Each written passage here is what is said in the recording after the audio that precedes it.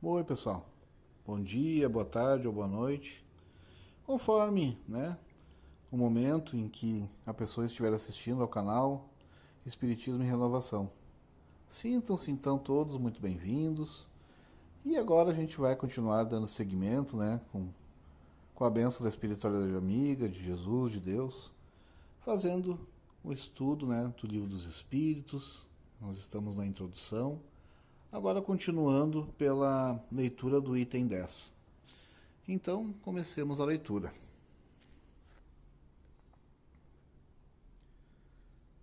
Aqui está dizendo, então, o seguinte: entre as objeções, algumas há das mais especiosas, ao menos na aparência, porque tiradas da observação e feitas por pessoas respeitáveis. A uma delas serve de base a linguagem de certos espíritos, que não parece digna da elevação atribuída a seres sobrenaturais. Quem se reportar ao resumo da doutrina acima apresentado, verá que os próprios espíritos ensinam não haver entre eles igualdade de conhecimentos nem de qualidades morais, e que não se deve tomar ao pé da letra tudo quanto dizem. As pessoas sensatas incumbe separar o bom do mal, indubitavelmente. Os que desse fato deduzem que só se comunicam conosco seres malfazejos, cuja única ocupação consista em nos mistificar, não conhecem as comunicações que se recebem nas reuniões e que só se manifestam espíritos superiores. Do contrário, assim não pensariam. É de lamentar que o acaso os tenha servido tão mal, que apenas lhes tenha mostrado o lado mal do mundo espírita, pois nos repugna supor que uma tendência simpática atraia para eles, em vez dos bons espíritos, os maus, os mentirosos, ou aqueles cuja linguagem é de revoltante grosseria. Poder-se-ia, quando muito, deduzir daí que a solidez dos princípios dessas pessoas não é bastante forte para preservá-las do mal e que, achando certo prazer em lhes satisfazerem a curiosidade, os maus espíritos disso se aproveitam para se aproximar delas, enquanto os bons se afastam. Pois bem, aqui está falando basicamente do intercâmbio mediúnico, E a pessoa, ou o grupo de pessoas, tendo acesso a comunicações, digamos assim, vis, ou comunicações moralmente, questionáveis, termos grosseiros, muitas vezes linguagem chula. Primeiro que a gente tem que avaliar, e isso é uma coisa bem relevante a gente pensar, que na verdade, da mesma maneira que entre os homens há muita variação, né, de inteligência, de moralidade, no mundo espiritual não é diferente.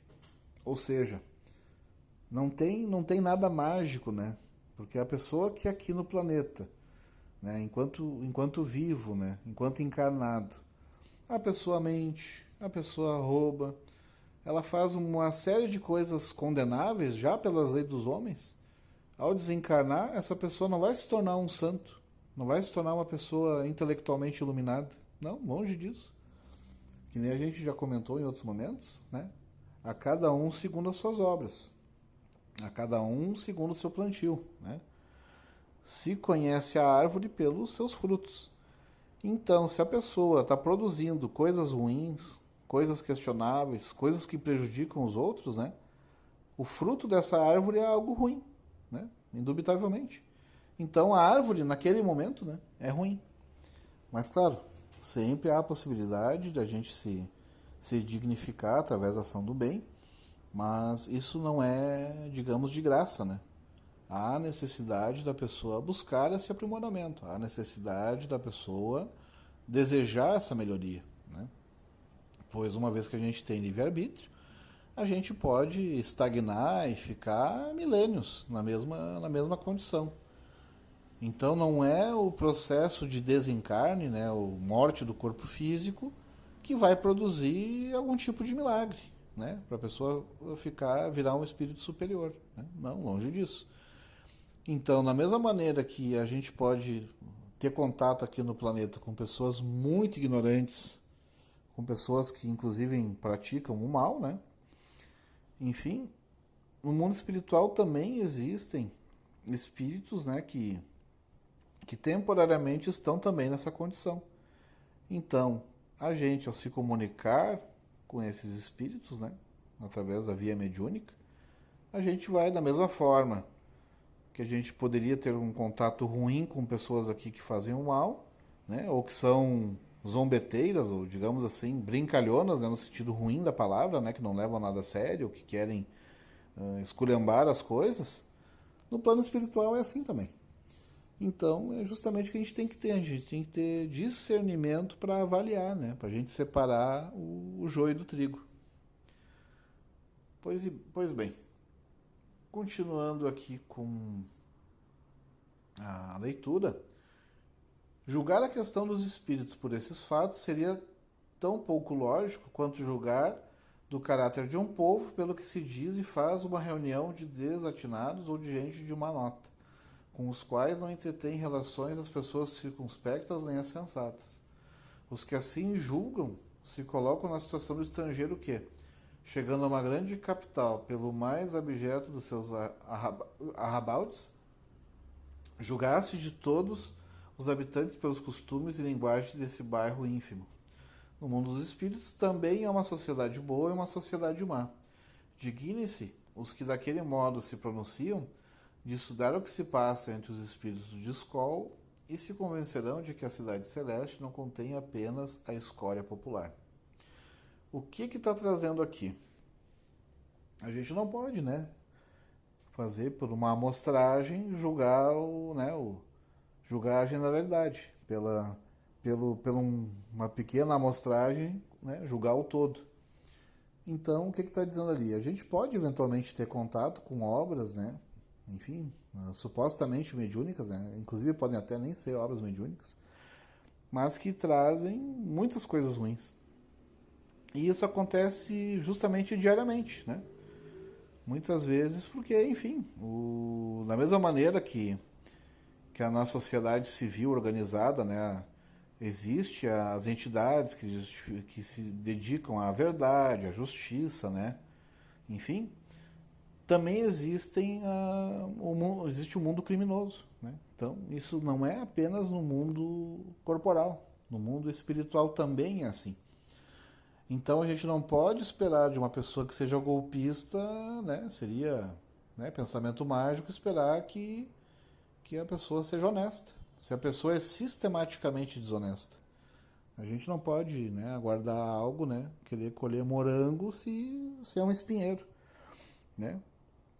E claro, sempre fazendo, né, a menção e a ressalva de que nenhum ser humano está destinado a ser perpetuamente estar numa condição, né, de uma pessoa que está praticando mal, ou de ser, do ponto de vista moral, uma pessoa que se equivoca, né, ao fazer as coisas, enfim, que prejudica os outros. Ninguém está destinado a estar nessa condição para sempre. Mas também a gente não pode ser ingênuo, né? E é basicamente o que está dizendo aqui. A gente tem que saber usar o discernimento, né, e avaliar as coisas sempre num aspecto mais amplo. Pois bem, perguntam eles, né, continuando a leitura, os espíritos de escol descem até nós? Responderemos, não fiqueis no subúrbio, vede, observai e julgareis. Os fatos aí estão para todo o mundo, a menos que lhes sejam aplicáveis essas palavras de Jesus. Tem olhos e não veem, tem ouvidos e não ouvem. Ou seja, aqui Jesus está falando do discernimento, né? Que a gente tem que ter olhos de ver, né? Ouvidos de ouvir. Que muitas vezes, né, pela nossa má vontade, porque na prática, né, a gente gosta também das coisas do mundo, e muitas vezes, né, digamos assim, dar relevância às coisas do espírito, isso te coloca numa rota de conflito, né, com o mundo. Vamos pegar como exemplo, por exemplo, a escravidão. Pense em um comerciante de escravos, né? Porque a gente pegando o ensinamento moral, todos são iguais, né? Para Deus, né? Todos nós somos irmãos, né? Não tem melhor, não tem pior, todo mundo é irmão. Como é que eu vou aceitar essa máxima, né, essa premissa moral, se o meu trabalho aqui, se toda a minha renda decorre do tráfico de escravos? Vocês conseguem perceber que isso acaba causando uma dissonância? Porque não é possível aceitar as duas coisas ao mesmo tempo. Ou de fato eu acredito que todo mundo é igual perante Deus, que a gente de fato é irmão, né? Todo mundo que está ao meu lado, né? Não tem diferença, né? Não há uma qualidade que nos diferencie, como alguém sendo superior ou inferior, que todos somos iguais, que não há como conciliar, né? Se isso é algo que de fato eu aceito e aplico na minha vida, como é que eu vou conciliar, como nesse exemplo, com o comércio de um outro ser humano? Então, muitas vezes a nossa consciência, né, querendo, né, postergar a aceitação dessas verdades espirituais, a gente acaba trazendo, né, sofrimento para nós mesmos e a gente acaba ficando numa posição, entre aspas, cômoda, que a gente não quer aceitar o nosso erro. A gente fica protelando, né, a gente fica, enfim, por causa dos nossos problemas morais mesmo, né? A gente acaba, por causa do orgulho, né? Por causa do nosso egoísmo, a gente acaba não, né? Não aceitando, né? As coisas que são básicas. A gente acaba querendo defender o indefensável, né? Isso em prol do quê? De uma comodidade do mundo, do lucro que o mundo pode oferecer em um determinado campo. Enfim, mas justamente para cada dificuldade moral que a gente acaba tendo um equivalente de tipo de dificuldade. Porque, por exemplo, pegando um exemplo simples, né, se a gente é desorganizado, né, no mundo, a gente vai ter dificuldades de encontrar as coisas, né? Se eu sou uma pessoa que sou muito apressado para fazer as coisas, a tendência é que muitas vezes as coisas fiquem mal feitas e eu vou acabar tendo problemas por causa disso. Se eu sou uma pessoa que daqui a pouco eu ajo sem reflexão, né? Ou seja, eu também sou, né, tem essa questão de querer materializar, de concretizar as coisas rápido, eu posso ter problemas gravíssimos na minha vida, né? Enfim, se eu sou uma pessoa imprudente, né, de propagar coisas sem ter certeza de que aquilo é verdadeiro, eu posso estar disseminando situações que podem prejudicar a vida das pessoas, a honra das pessoas, né? A própria lei mosaica, né, os 10 mandamentos, vieram muito nesse sentido, porque dizendo não roubar, não matar, não dar falso testemunho, não cobiçar a mulher do próximo ou o homem da próxima, são situações que são vedações mínimas, né, para que a gente não acabe tendo problemas, né? Porque ao fazer algo e não tendo em conta, digamos assim, as leis espirituais, né, do universo, isso necessariamente traz consequências, né? Se não nessa, acaba trazendo em outras encarnações. E aí a gente sempre acaba caindo naquele ponto do plantio e da colheita, né? Pois todo mundo quer ser feliz. Mas aí a gente pode se fazer a pergunta: mas as minhas ações, elas estão de acordo para isso? Porque, voltando ao exemplo do comerciante de escravos, porque se eu estou me permitindo, né, lucrar com algo que prejudica de forma gravíssima o meu próximo, estou semeando tanta dor, tanto sofrimento, o que vai acontecer comigo? Será que seria até justo, né, que Deus permitisse eu prejudicando tantos seres humanos? Será que é justo que eu colhesse, em decorrência desses meus atos, uma felicidade plena? Né? Onde estaria a justiça nisso? Se eu cometo algo bárbaro e como consequência nada acontece. E aí justamente Deus permite que a gente, ao colher o resultado das nossas ações, que a gente faça o processo reflexivo. Mas Deus é tão bondoso e tão misericordioso que muitas vezes ele, entre aspas, parcela os nossos débitos, né, de acordo com a nossa capacidade de pagamento, ou seja, com a nossa condição moral, intelectiva, de forças mesmo para poder pagar, porque senão a gente acabaria massacrado. A gente não conseguiria, né, pagar eventuais equívocos de várias e várias encarnações. E Deus também, como ele é bondoso, né, na verdade ele não tem o intuito de punir alguém, na verdade, Deus não nos fez para o sofrimento. E ele oferta uma série de situações para que a gente possa aprender pelo amor. Ou seja, a família, nossos professores, né? Tanto no mundo espiritual como também do próprio mundo carnal. Enfim, Deus faz o máximo possível para que a gente possa aprender pelo amor. E se valendo, né, como último recurso a dor. Mas aí fica a sabedoria de cada um para escolher os caminhos, né, que vai trilhar. E Deus dá o livre-arbítrio para isso. Para que a gente também tenha mérito, né, daquilo que a gente está fazendo. Porque, né, se a gente não tivesse livre-arbítrio, né, qual é que seria o mérito daquilo que a gente consegue? Né? Então Deus, né, na verdade, quando fez, né, a sua obra, ele não fez, ele nos fez perfectíveis, né? E deixando a cada um o esforço, né, ao longo de várias e várias encarnações e também ao mesmo tempo o esforço deixando também o mérito. Senão seriam palavras que, né, não, até poderiam existir no dicionário, mas não, no mundo concreto não teria, né? Porque se a gente já fosse perfeito, né, a gente seria algo intrínseco, né? E assim a gente, né, foi criado, né, segundo o entendimento da doutrina espírita, a gente foi criado perfectível, né? Ou seja, com todas as sementes, né, espirituais, né, sementes divinas, né, para que a gente possa desenvolvê-las. E assim, aos poucos, né, como tudo na natureza, né, gradativamente, paulatinamente, chegar no patamar, né, que a gente consiga usufruir, né, de plenitude, né, e, e porque na verdade, né, a colheita tem esse caráter pedagógico, né. Então Deus é justo, mas ele também é bondoso, ele é misericordioso. Então as coisas são feitas, né, no fim, sempre para o nosso próprio benefício, né.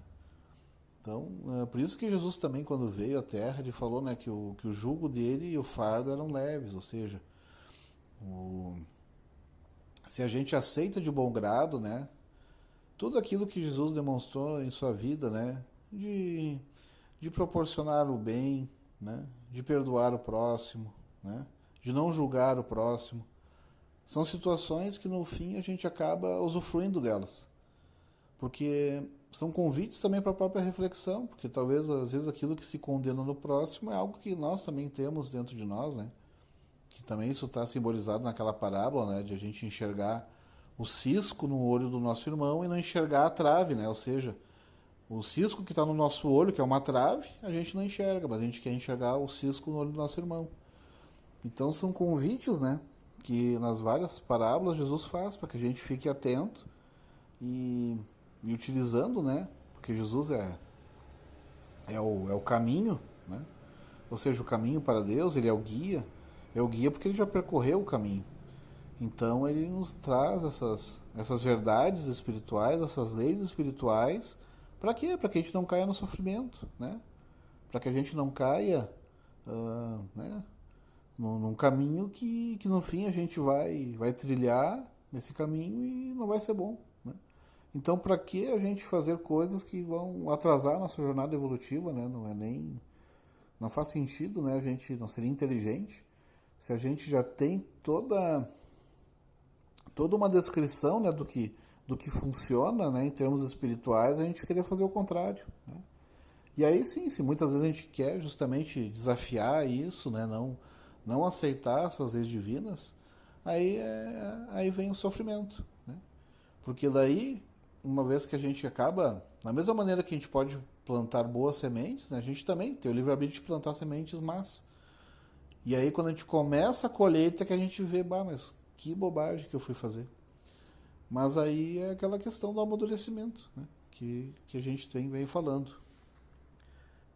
Pois bem, dando então segmento, como variante dessa opinião, temos as do que não veem nas comunicações espíritas e em todos os fatos materiais a que elas dão lugar, mais do que a intervenção de uma potência diabólica, novo Proteu que revestiria todas as formas, para melhor nos enganar. Não a julgamos suscetível de exame sério, por isso não nos demoramos em considerá-la. Aliás, ela será refutada pelo que acabamos de dizer. Acrescentaremos tão somente que, se assim fosse, forçoso seria convir que o diabo é às vezes bastante criterioso e ponderado, sobretudo muito moral, ou então em que há bons diabos. Efetivamente, como acreditar que Deus, só o espírito do mal, permita que se manifeste, para perder-nos, sem nos dar por contrapeso os conselhos dos bons espíritos? Se ele não o pode fazer, não é onipotente. Se pode e não o faz, desmente a sua bondade. Ambas as suposições seriam blasfemas. Note-se que admitir a comunicação dos maus espíritos é reconhecer o princípio das manifestações. Ora, se elas se dão, não pode deixar de ser com a permissão de Deus. Como, então, se há de acreditar sem impiedade que ele só permite o mal, com exclusão do bem? Semelhante doutrina é contrária às mais simples noções do bom senso e da religião. Pois então, muitas religiões podem dizer, né, ou enfim, pessoas, né, daqui a pouco nem falo em nome de nenhuma religião, que as manifestações espíritas são obra do diabo. Mas como algo poderia ser obra do diabo quando diz que a gente deve amar as pessoas, que a gente deve perdoar as pessoas? Mas aí a pessoa pode dizer, mas tem outras que são ruins, que... Mas enfim, é como a gente já estava comentando. Existem espíritos, né, numa gradação moral, intelectual, né? E nisso não há, né, qualquer tipo de demérito, né? Porque, enfim, cada um trabalha num determinado ritmo, né? A gente não sabe, né, há quantas encarnações um espírito já existe, uma vez que a criação é constante, né? Esse é um aspecto também, a gente vai comentar posteriormente em outras questões. Porque Deus, né, Deus trabalha incessantemente. Então, a todo momento, a criação não para. Né? Novos espíritos, né, estão sendo criados, né, a todo momento.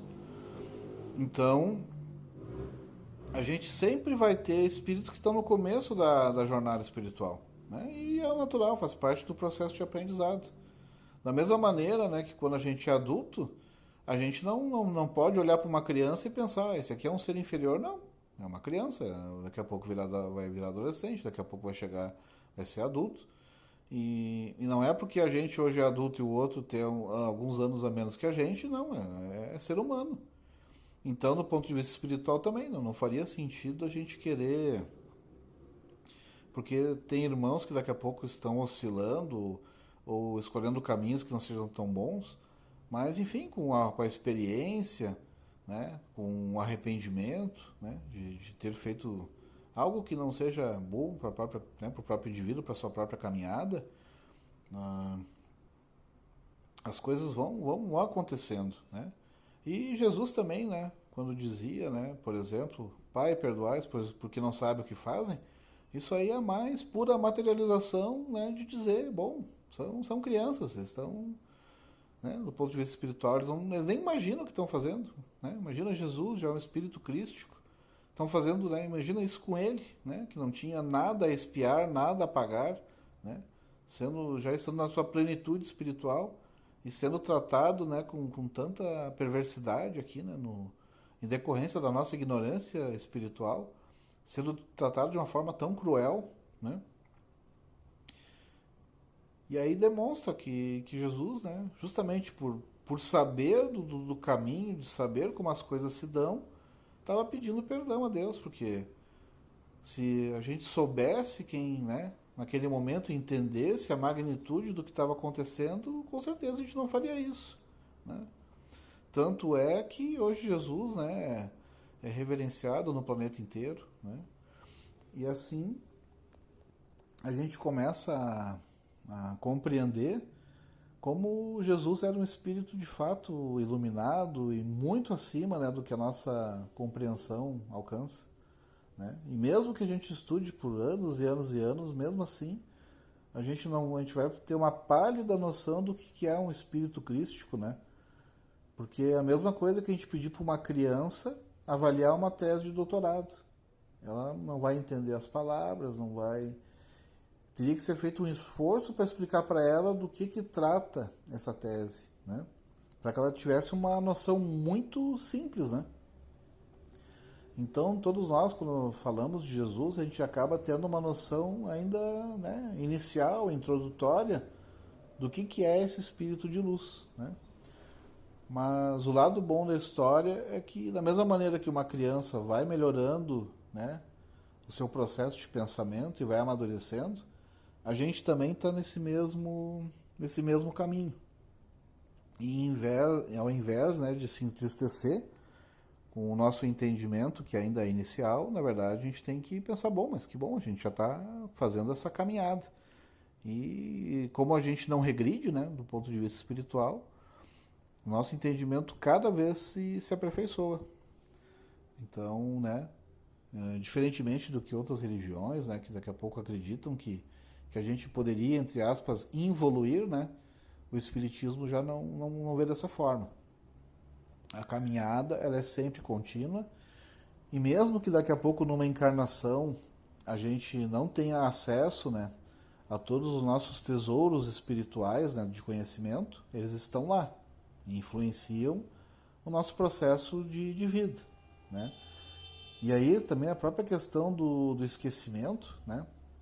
Por que a gente não lembra, né? Se eu nasci na França, se eu nasci na Inglaterra, se eu já nasci no próprio Brasil, né? E daqui a pouco poder utilizar os conhecimentos que eu já tive em outras encarnações, né?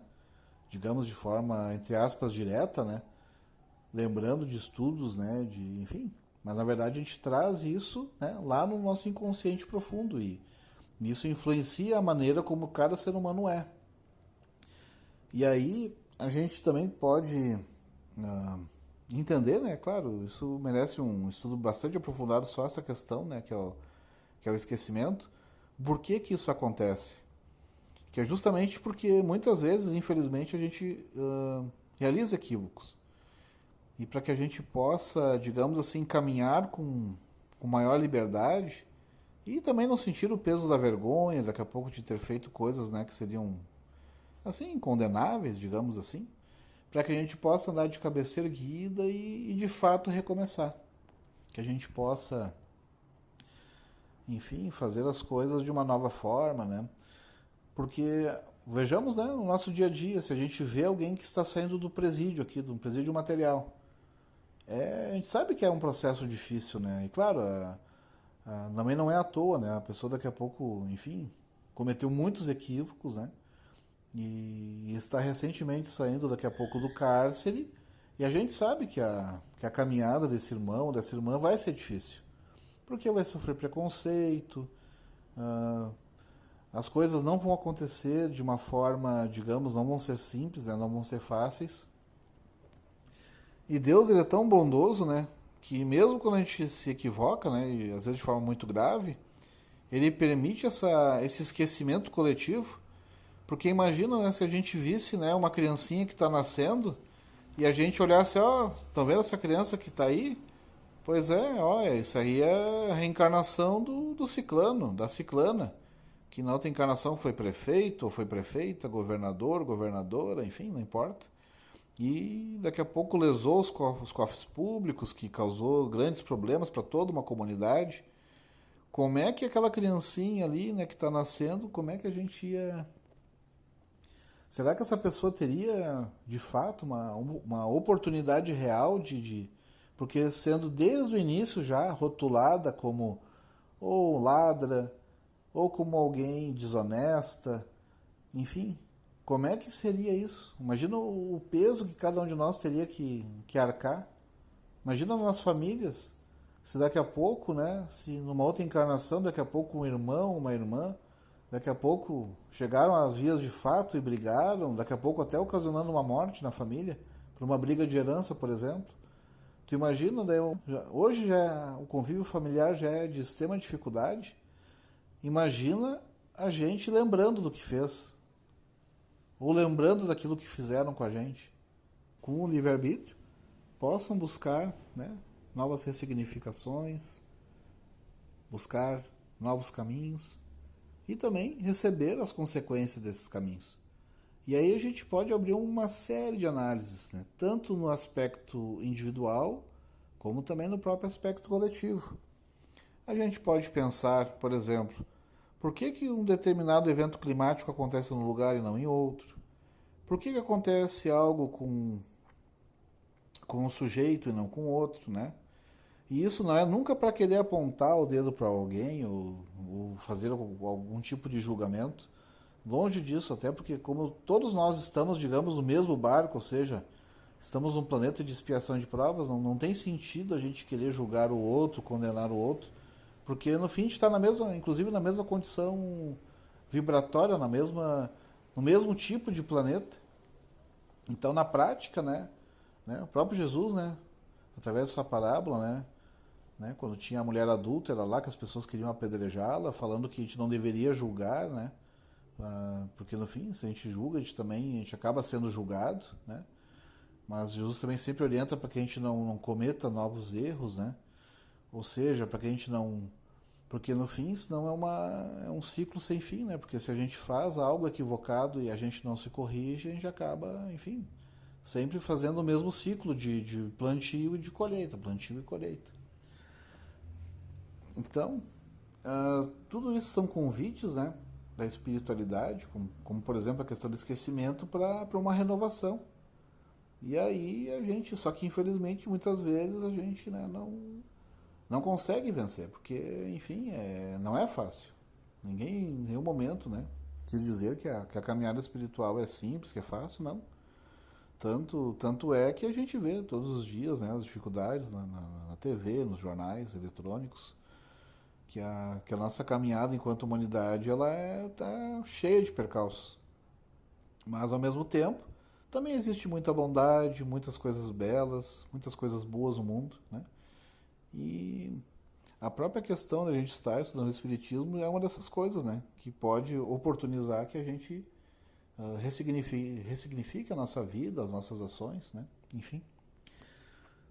Dando então seguimento, a gente está lendo aqui, né? Quase chegando já no item 11. Como variante dessa opinião, aos que não veem, nas comunicações espíritas de todos os fatos materiais a que elas dão lugar, mais do que a intervenção de uma potência diabólica, não, essa parte eu já tinha lido. E também é aquela questão que a gente comentou da incoerência, né? Porque como é que o espiritismo não acredita num ser diabólico, né? Mas seria estranho, né? Um ser diabólico dando boas instruções, dizendo que a gente deve, né, enfim, seguir os mandamentos, que a gente deve fazer o bem ao próximo, né? Então seria no mínimo estranho, né? Seria tu jogar contra... fazer gol contra, né? Efetivamente, como acreditar que Deus, só o espírito do mal, permita que se manifeste? Aqui também.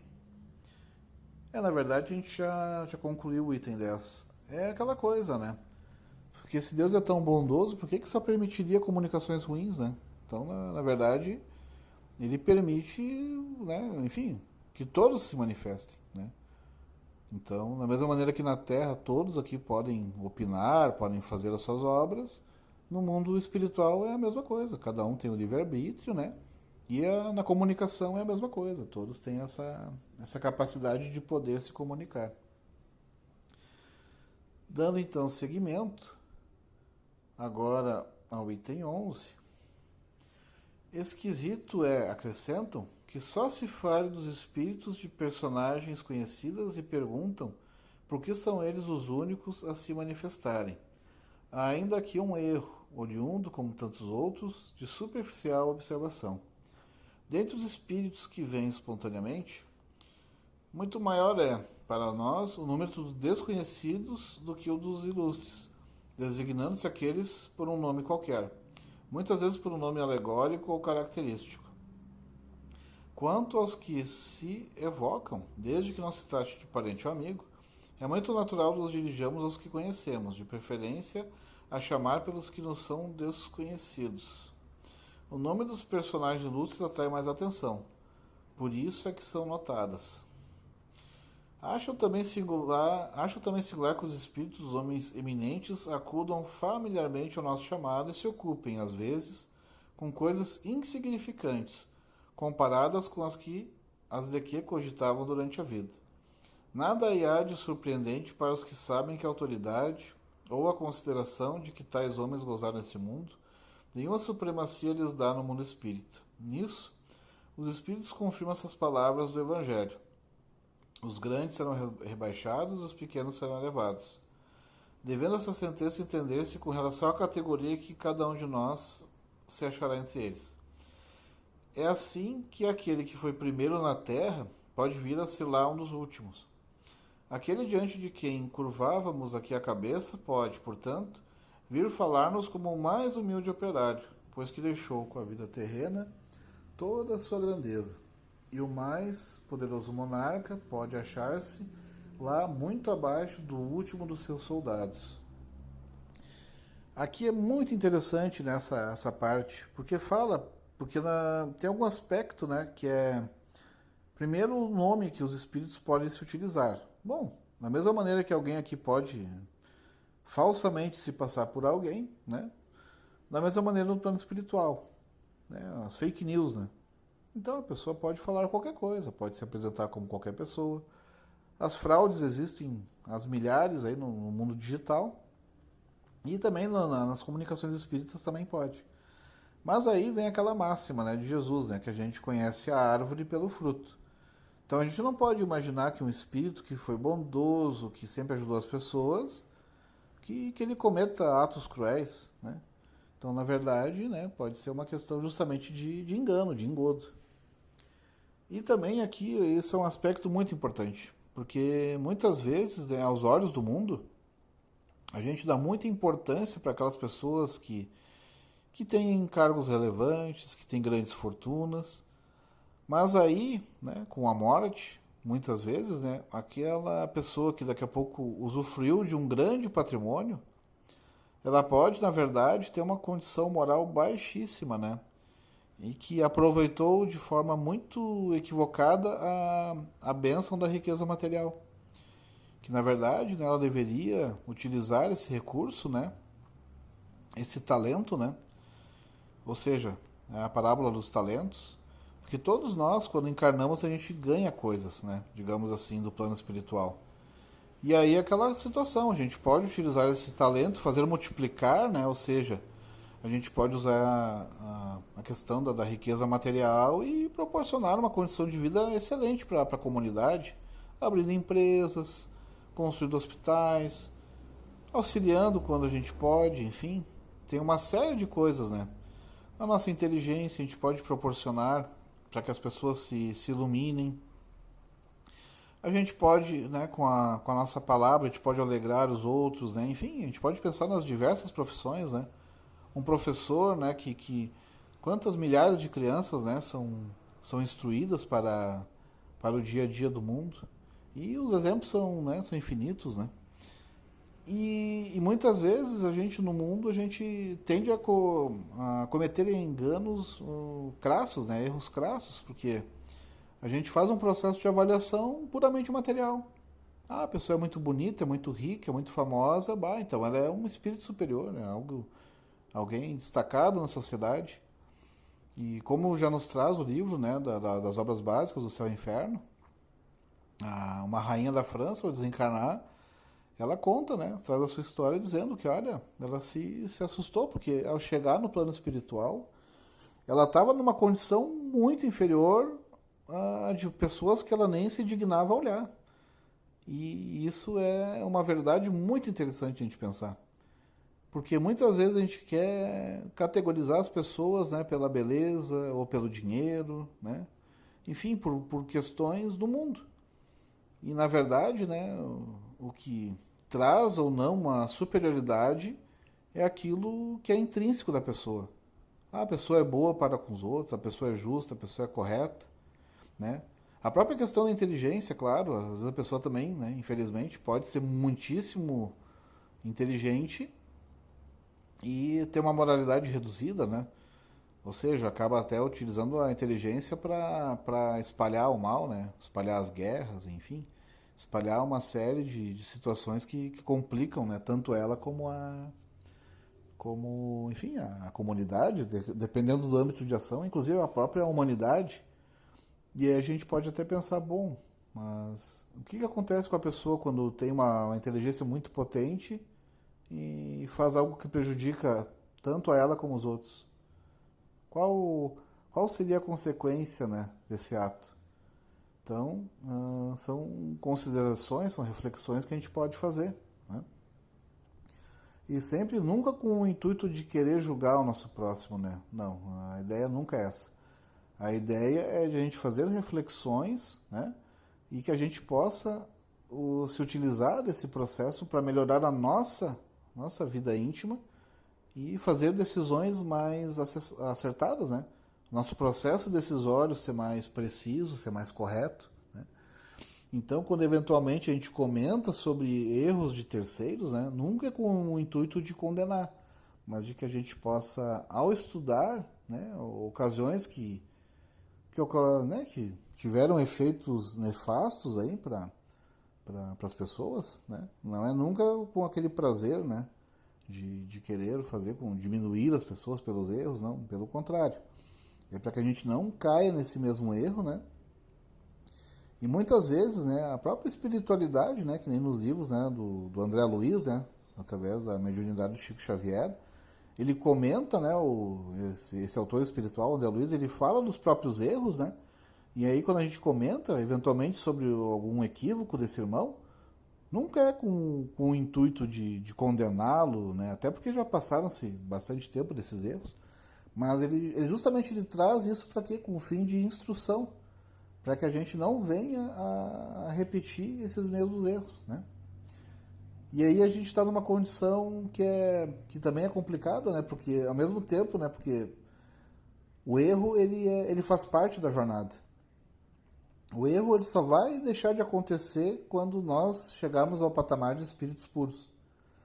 Então a gente também tem que ter a humildade de saber que enquanto a gente está aí trilhando, né, planetas de expiações e provas e os próximos na escala espiritual, o erro vai ser uma constante em nossas vidas, até o momento que a gente chegar ao patamar de espírito puro.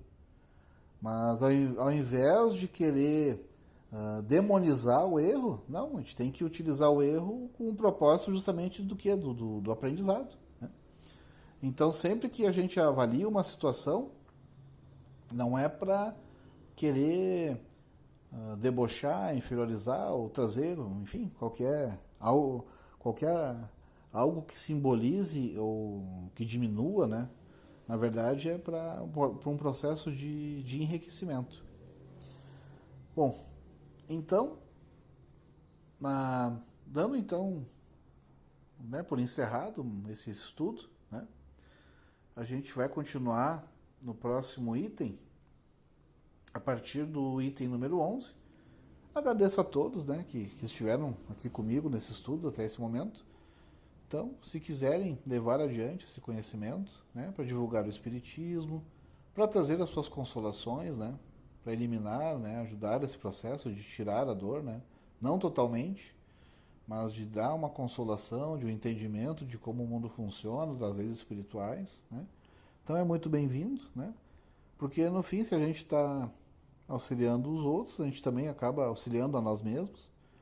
E assim a gente termina mais uma vez, né, esse estudo introdutório, né, do Livro dos Espíritos, né, com a bênção de Deus, da espiritualidade, e que a gente possa ter uma semana tranquila, com aprendizados, e que a gente consiga sempre receber as boas intuições do plano espiritual.